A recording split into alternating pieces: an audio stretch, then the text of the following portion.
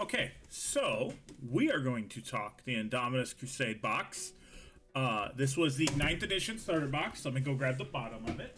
It comes with stuff that you cannot really find anymore, or at least GW never has it back in stock. Trust me, I have fans who love Necrons, and they know. Sorry, I was grabbing a couple things. So first things first. Let's start with the Space Marine side. You got your Outrider squad. That's a classic pain in the ass to build, but I've done some jet bike conversions of it for my Death Watch. I really like the jet bike versions. These are okay. I was able to not have the giant center gap. I'll show you when we get to the minis. You got 10 assault intercessors, 3 push fit blade guard veterans. This is all push fit. It was all push fit. 1 to 3 hours per set. Oh well, this is probably only 1,000 points, so this would be 1,000 versus 1,000. I was reading this for the first time ever. Let's see, you got your captain with Storm Shield, your lieutenant with Storm Shield, and then you have your eradicators, your justiciar. You have this dude, and your blade guard vet or blade guard ancient, and your actual chaplain for your Space Marines. And on the other side, we have a bunch of scarabs, which scarabs are so relaxing to paint. A shit ton, 20 Necron warriors, a plasmancer and his 2 canoptic guys. Actually, let me read what it is. Crypto thralls, I never remember that. A overlord, a reanimator, a canoptic reanimator, which is only available with the Scorpec Lord and the Plasmancer, and that's the thing GW doesn't sell anymore because a lot of people like the Scorpex Lord. And then you have your destroyers. Now, about 10 months ago, I'm gonna mess with my camera.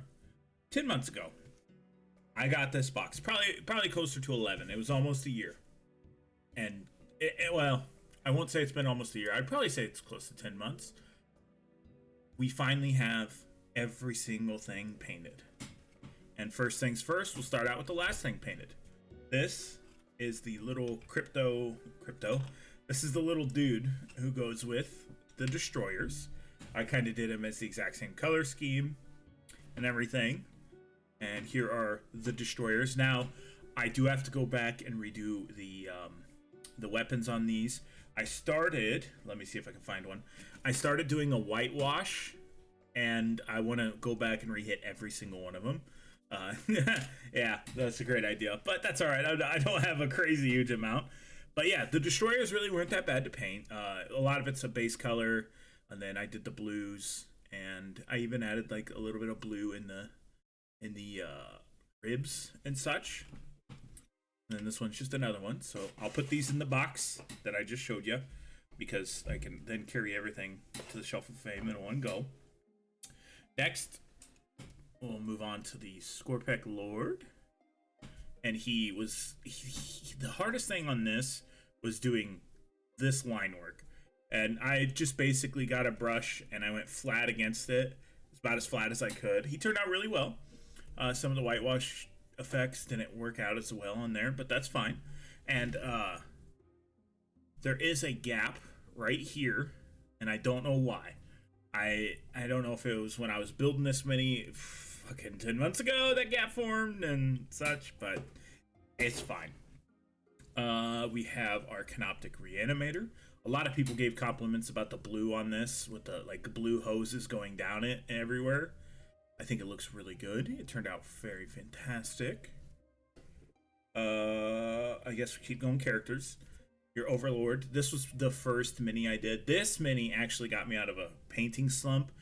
I was about 70 Space Marines in, and I was gonna quit painting. I was like, this isn't fun no more. This hobby's not for me. And I jumped over to Necrons and painted up this guy, and I had so much fun painting him up. And yeah, I just was like, you know what? I'm gonna keep doing this. It's not as bad as I think. Now we move on to the second thing that I painted for Necrons ever, was the Crypto Thrall. I'm sorry, this is not a Crypto Thrall. This is a Plasmancer. The Crypto Thralls I did paint after that, but I just knocked this guy out the exact same day, and I felt a lot better about painting. Painting became more relaxing in what it is now for me, where it's not like everything's got to be perfect. Now it's just like chill. However it turns out, it's gonna turn out good. So you even got the little orbs on the inside painted blue. I have to go back and do all the whitewashing on all that stuff. You have your royal warden with his giant blaster, and then we have our scarabs. Now, I did learn one thing. Scarabs are incredibly relaxing to paint. And I'm talking like I was watching a movie and painting scarabs. That's how I painted my scarabs. I was just chilling. I was basically chilling and painting scarabs. I wasn't doing it on stream yet. And yeah, a lot of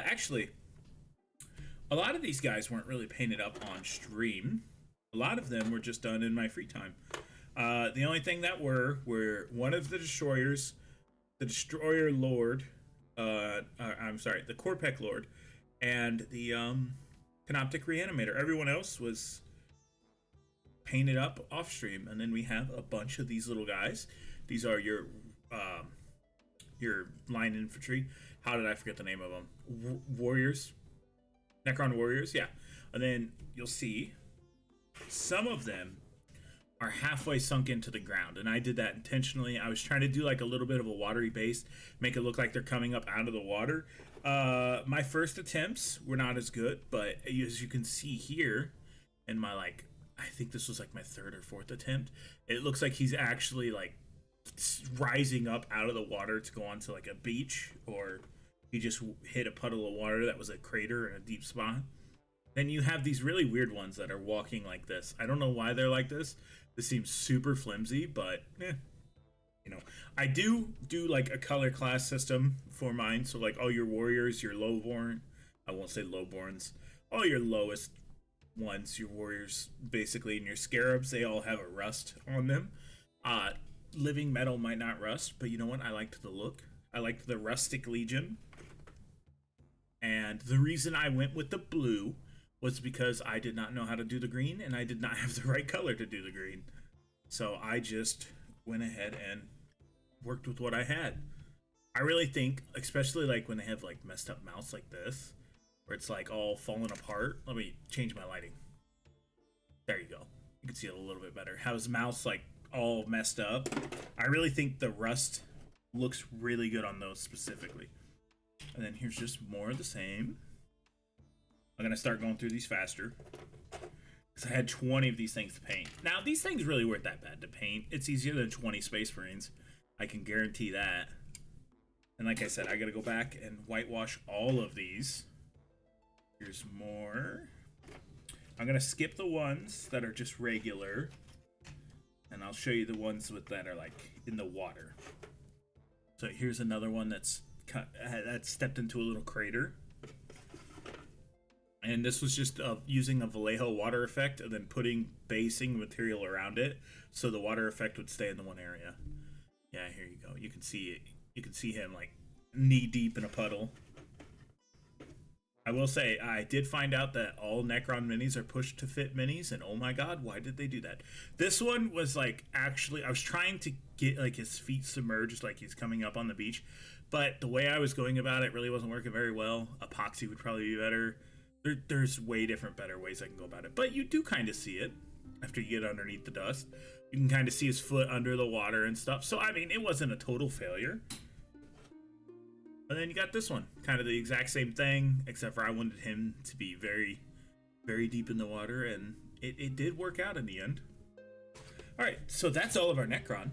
Time to move on to, we'll do all the stuff that is not in the Dawn of War box, because the Dawn of War box covers a lot of these. So, I know he's not. I know he's not. I know these guys are not. Because the Dawn of War box does get you some of them. So some of these aren't as hard to get a hold of as they used to be back when I first started a year ago, a little over a year ago, into the hobby. All right, that should be the Dawn of War box. So we'll start out with the things that are not in the Dawn of War box. Here are the Outriders. Now, This one, you can't see it very well. There is a giant gap in a couple of these, and they were kind of a giant pain to deal with. There you go. You can see the gap right there. Those are supposed to be touching. And the right here is supposed to be touching. There's a gap there. I don't know if it was the way I was building it. I need to dust these off. I need to dust these minis. These are minis that have been painted for quite some time. And yeah, I was also doing ultramarines because I was just doing box art because I didn't know what colors to paint. So I'm like, fuck it. I played Space Marine too. I'm gonna be ultramarines. Then you have some really basic assault intercessors. Nothing crazy, nothing fancy. There's all of those. You can get these in any box. They didn't change anything about them. Thank God they did not leave them as pushed fit minis. That would be horrible. Also, I think points wise that this box is a little lopsided because Necrons get way more battle line units. So I do kind of find that a little funny. All right, the last two things you could not get in the Dawn of War box is the Lieutenant with the shield. I wanted this so fucking bad. Not only did I want him, I wanted his superior, the Captain with shield. Excuse me. I wanted these two minis so fucking bad. These two minis are the reason I bought this box. Now, this box cost me like $400. And that's probably going to be the starting price for the 11th edition box. But, you know, who cares? I wanted these two minis. And I did want the Justiciar as well, but... Hold on, I'm going to sneeze.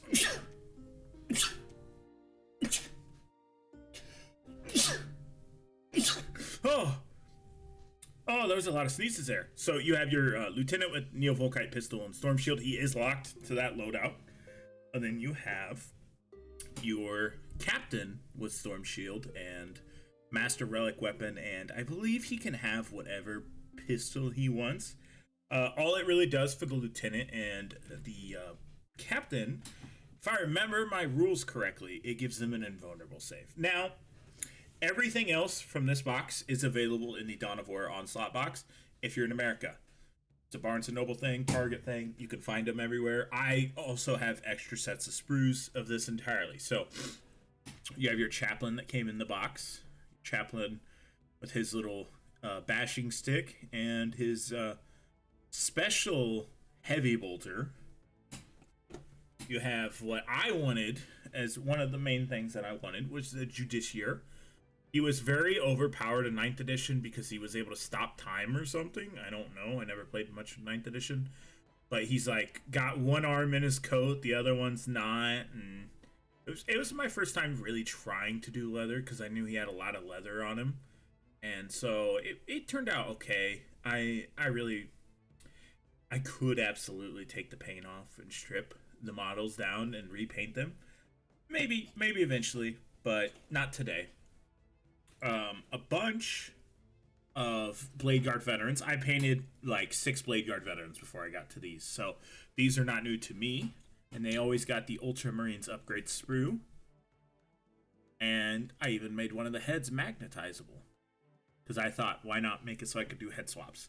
Oh, and of course, this is my signature power sword. Colors and methods. You want to look at that? There's a short on how I do it. I literally finger paint my minis. Where did that come from? Okay, I don't know what that's from, but it's a hand from something. And then you have 3 Eradicators, which are just Gravis Marines with Meltas. Nothing crazy, nothing special. No multi-Melta, surprisingly. I was kind of bummed out about that. And last but not least, a Blade Guard Ancient who, might I add, does not have a fucking sword.